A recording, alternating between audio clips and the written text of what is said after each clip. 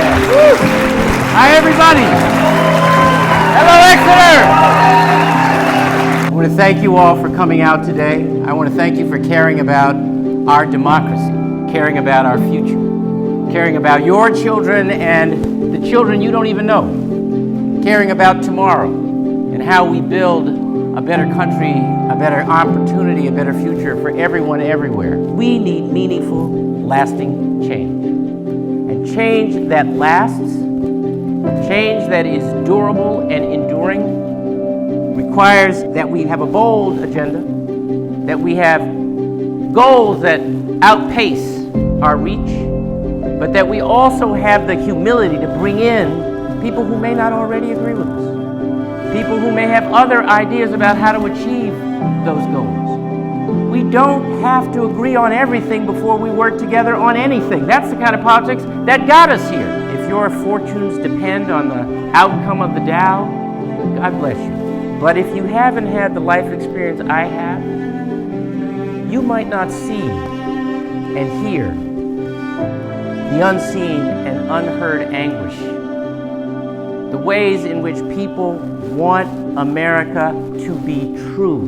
When I stop to think not just about my own faith in the American dream, but that I got it from those black men and black women on the south side of Chicago in the 50s and the 60s, it makes me just want to tremble.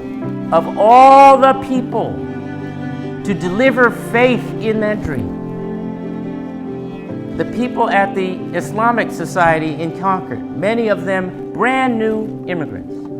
Anybody here ever been to a naturalization ceremony? The folks there understand us better than we do. In the last year in office, there was a crisis at the southern border, very like the one we're dealing with right now. All these children, 4, 5, 6 years old, some of them, coming unaccompanied across the southern border, fleeing violence.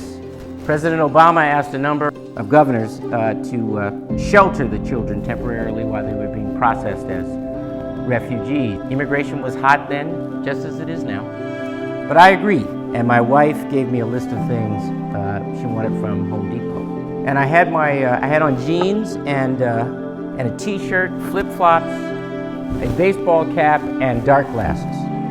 And I jumped in the truck and I took off to the Home Depot, and none of that mattered. I was outed by the manager in the very first aisle. "Governor, welcome to Home Depot." I'm in the checkout lane, and this guy just lets me have it. He's angry, and he's loud, and he's wagging his finger. He said, "Governor," he said, "I could not disagree with you more." He said, my own wife came here illegally. That's the way it ought to be." He said, "I just want you to know I think you were wrong." Now here's the point. I had 6 other encounters in that store that day on the same subject. 6 others. "Governor, you're doing the right thing. Governor, thanks for looking out for those kids." Calls to the office were 2 and 3 to 1 in favor of sheltering those children. And when I step back from that, I think to myself, we have learned to shout our anger and to whisper our kindness, and it's completely upside down. We're going to have to learn again to shout our kindness, to shout compassion, to shout justice, because that is the answer to what the character of America is and ought to be. So you decide. What are you going to do? Who are you going to get? Who are you going to talk to? Are we going to turn to each other rather than on each other?